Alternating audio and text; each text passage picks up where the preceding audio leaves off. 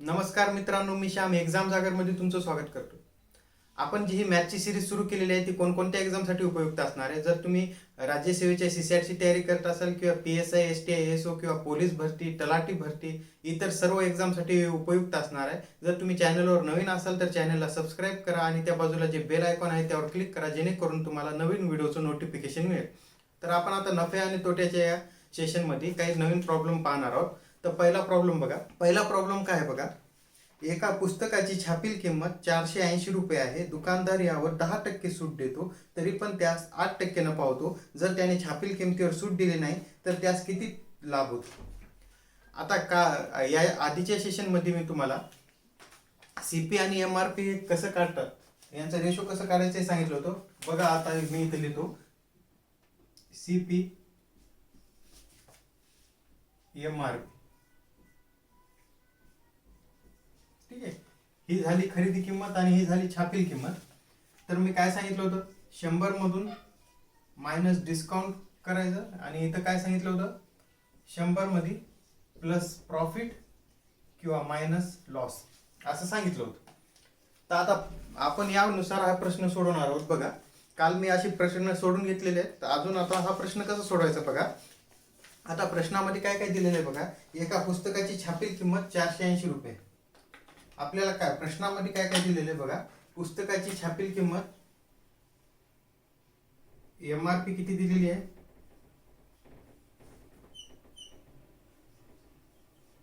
480 रुपये आहे. दुकानदार यावर सूट किती देतो, म्हणजे डिस्काउंट किती देतो, 10% डिस्काउंट देतो, तरी पण त्याला प्रॉफिट म्हणजे नफा किती होतो, 8% नफा होतो, असं प्रश्नात सांगितलेलं आहे. आता आपण काय करूया, याच्यात फक्त आपल्याला व्हॅल्यू पुट करायची. या 100 मधून डिस्काउंट मायनस करा. 100 मधून डिस्काउंट मायनस केला आणि इथं डिस्काउंट 10 आहे, सूट 10 आहे, ती मायनस केली आणि या 100 मध्ये प्लस, आता नफा झालेला आहे म्हणून आपण प्लस घेतलेले आहे, हे 8 प्लस केलेले आहे. मग किती येते आपलं बघा. आता ही CP झाली. CP किती येते आपली, कॉस्ट प्राइस किती येते, म्हणजेच खरेदी किंमत किती आलेली आहे 90 आणि रेशो, आणि MRP किती आलेले आहे 108. आता प्रश्नामध्ये काय सांगितलेलं आहे बघा. आपण आता CP आणि MRP काढून घेतलेले आहे.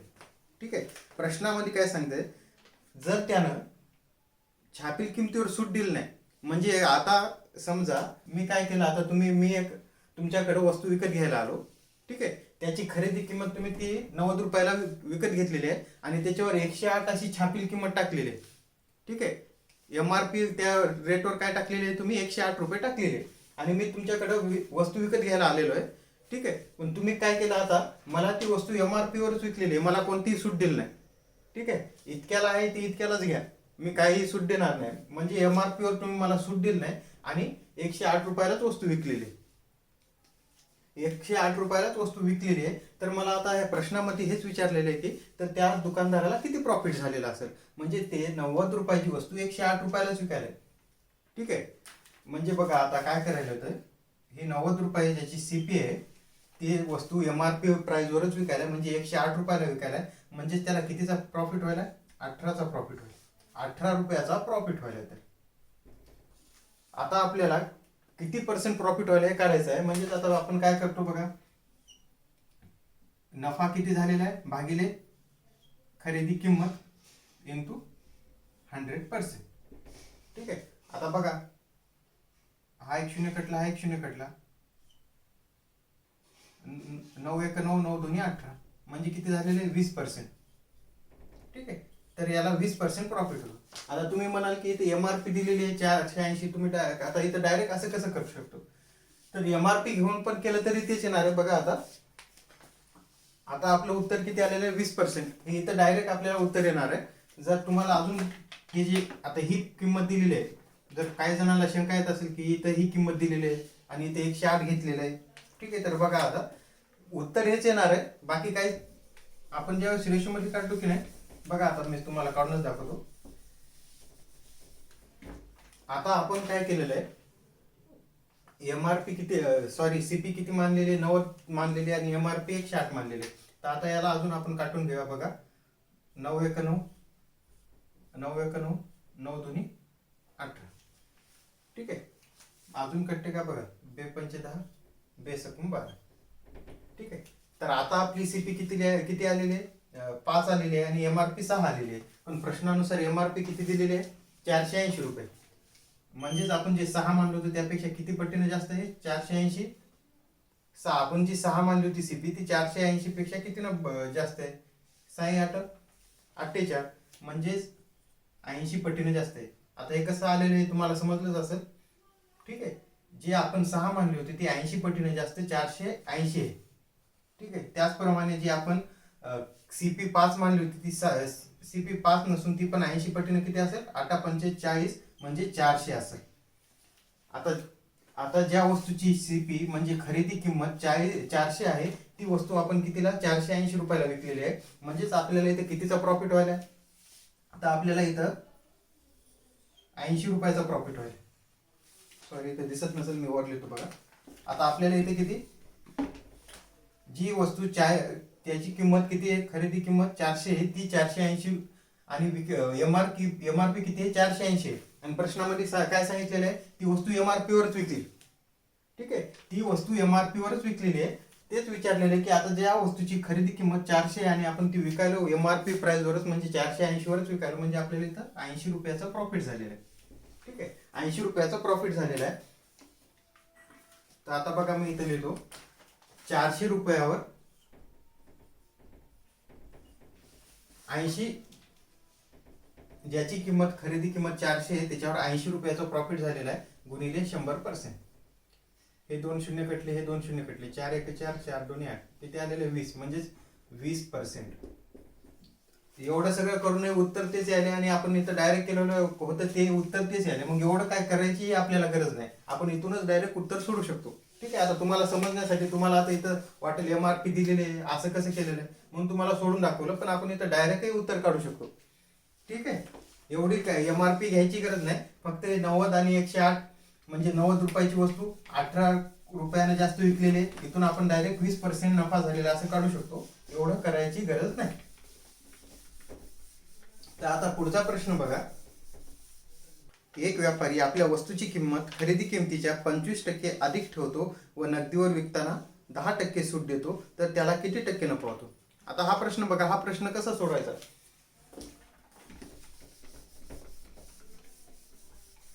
आता मी काय म्हणलं, वस्तूची किंमत खरेदी किंमत मानली 100. ठीक आहे. आता बघा हा प्रश्न कसा सोडवायचा. वस्तूची किंमत 100 मानलेली आहे आणि आता काय केलं त्या व्यापाऱ्यानं, काय केलेलं आहे? प्रश्नामध्ये काय सांगितलेलं आहे तेच करायचं. 25% अधिक ठेवतो, खरेदी किमतीच्या 25% अधिक, 25% अधिक 100चं 25% काढलं म्हणजे किती होते? 25, म्हणजे 125 एवढी किंमत ठेवतो. ठीक आहे. ही झाली खरेदी किंमत आणि त्याच्यावर त्यानं किती टाकलेली आहे? आता ही 125 रुपये किंमत टाकलेली आहे. ठीक आहे. Mark price. आता हे त्याने इथं छापील किंमत इतकी टाकलेली आहे आणि आता काय करायला, तो छापील किमतीवर पुन्हा किती रुपयाचा डिस्काउंट द्यायला आहे? किती सांगितलेलं आहे? 10% सूट द्यायला. छापील किमतीवर 10% सूट द्यायला. आता 125 10% सूट द्यायला म्हणजे किती रुपयाची सूट द्यायला? 12.5 ची सूट द्यायला. 125 वर 10% सूट, 125 10% काढेल त्यावेळेस मला 12.5 भेटेल. म्हणजे 125 वर 10% सूट म्हणजे 12.5. आता 125 मधून 12.5 मायनस करा. 125 मधून 12.5 मायनस केले म्हणजेच किती येते? 112.5. म्हणजेच तो वस्तू कितीला विकायला?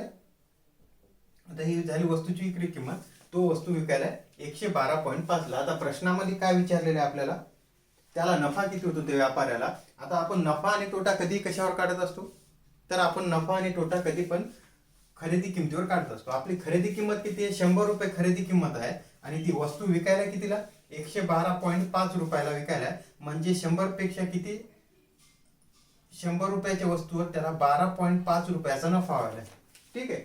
100 रुपयाच्या वस्तूवर 12.5 रुपयाचा नफा म्हणजे त्याला किती रुपयाचा नफा, किती टक्के नफा व्हायला? 12.5%. कसं तर बघा, आता 100 रुपयाच्या वस्तूवर, ज्याची 100 रुपये वस्तू खरेदी किंमत आहे त्यावर त्याला 12.5 इतका नफा व्हायला, 12.5 रुपयाचा.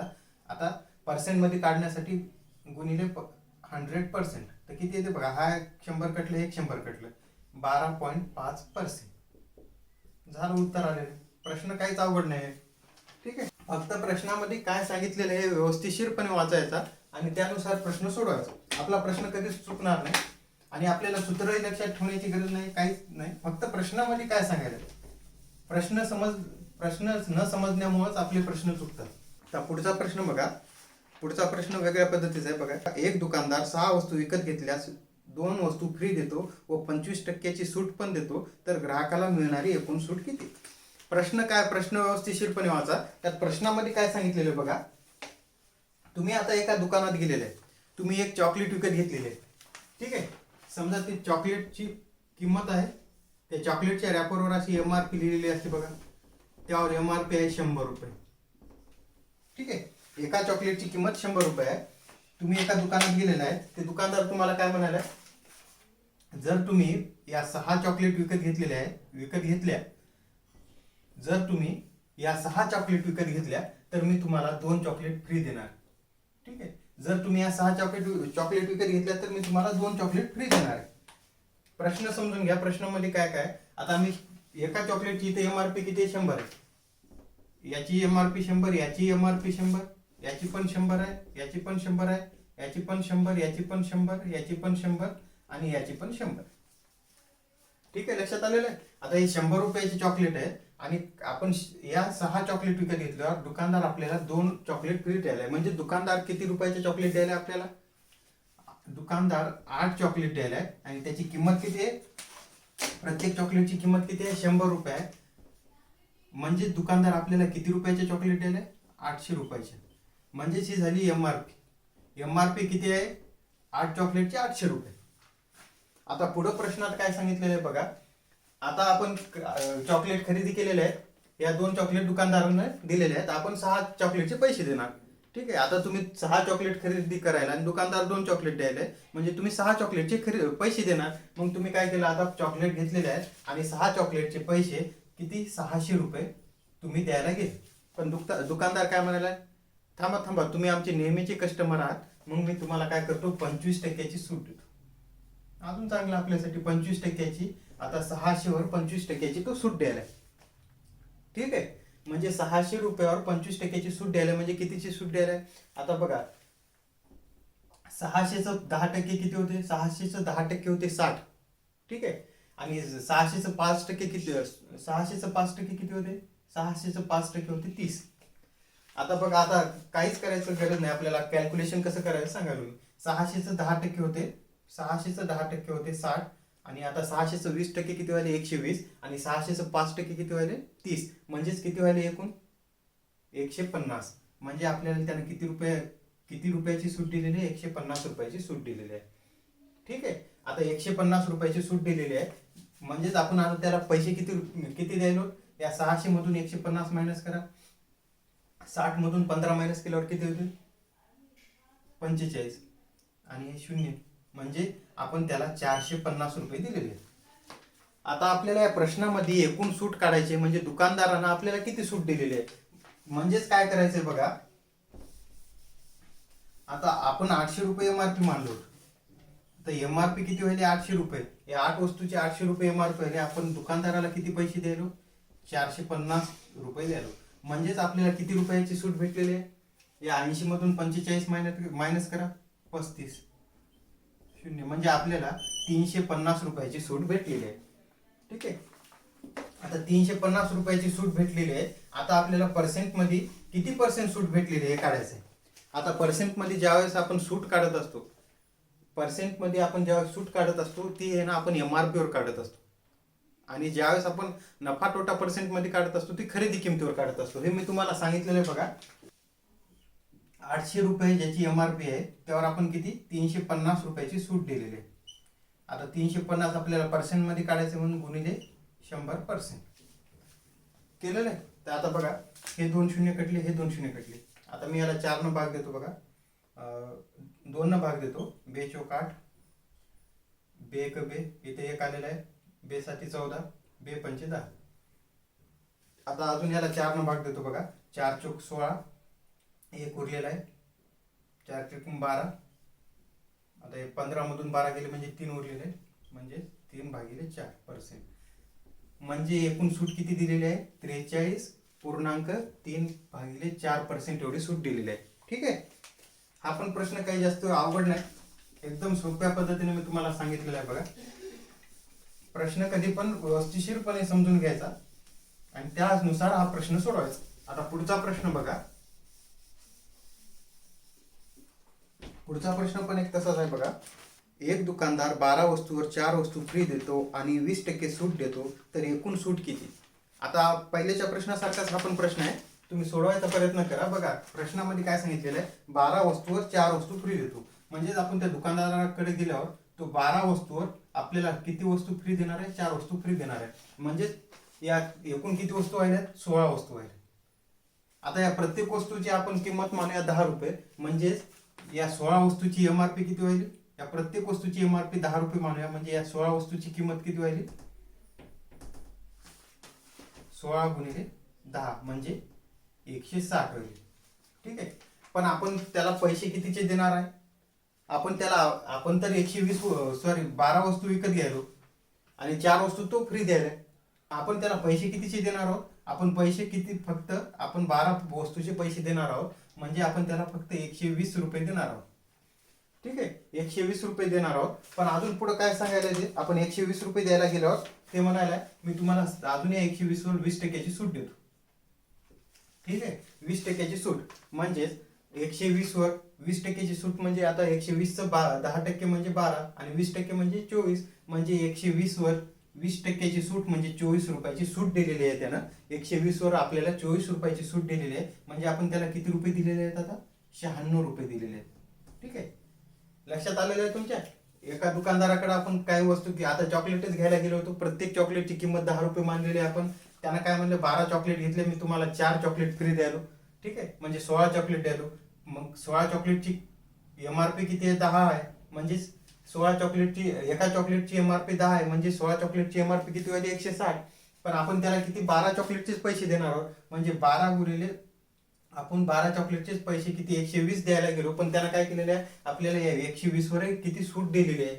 किती? 20% सूट दिलेली आहे. म्हणून आपण त्याला 24 रुपये कमी देऊन 96 रुपये दिलेले आहेत. ठीक आहे.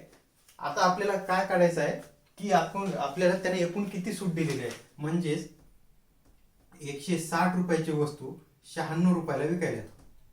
160 रुपयाची वस्तू 96 रुपयाला विकायला. म्हणजेच तू किती रुपयाची सूट द्यायला? बघा, 160 मधून 96 मायनस केल्यावर किती होते? 64 रुपये. ठीक आहे, तर दुकानदारानं आपल्याला 64 रुपयाची सूट दिलेली आहे. म्हणजे 160 रुपयाची वस्तू आपल्याला 96 रुपयाला विकलेली आहे. म्हणजे 64 रुपयाची सूट दिलेली आहे. पण आपल्याला आता हेच सांगायचं की किती टक्के सूट दिलेली आहे. आता किती टक्के सूट दिलेली आहे मी तुम्हाला सांगितलेलं आहे. सूट कधी पण आपण कशावर काढत असतो? तर सूट कधी पण MRP वर काढायची असते. ठीक आहे, मग MRP आपली किती आहे? 160. 160 वर त्यानं 64 रुपयाची सूट दिलेली आहे. 160 वर 64 रुपयाची सूट दिलेली आहे. आता पर्सेंटेज काढायसाठी गुणिले 100%. ठीक आहे, आता बघा, 16 1 16, 16 चौक 64. ठीक आहे, 2 2 4, 2 5 10. आता 2/5 2/5 मी तुम्हाला 1/5 म्हणजे 20% सांगितलेलं आहे. म्हणजे 2/5 म्हणजे 40% होणार आहे. ठीक आहे, तरी आता मी आता 100% ला तुम्हाला भागून दाखवतो. 5 1 5, 5 2 10, इथं आलेलं 20. 2 गुणिले 20 म्हणजे 40%. असं आपण डायरेक्ट पण उत्तर काढू शकतो. बघा, 2/5 म्हणजे किती येते? 1/5 म्हणजे मी तुम्हाला 20% लिहून दिलेलं आहे. 2/5 म्हणजे 40% येते. ठीक आहे, आजचं सेशन इथंच संपलेलं आहे आणि आता पुढच्या सेशनमध्ये आपण नवीन चॅप्टर सुरू करणार आहोत. जर तुम्ही चॅनलवर नवीन असाल तर चॅनलला सबस्क्राईब करून घ्या आणि त्या बाजूला जे बेल आयकॉन आहे त्यावर क्लिक करा, जेणेकरून तुम्हाला नवीन व्हिडिओचं नोटिफिकेशन मिळेल. तर पुन्हा भेटूया. जय हिंद, जय भारत.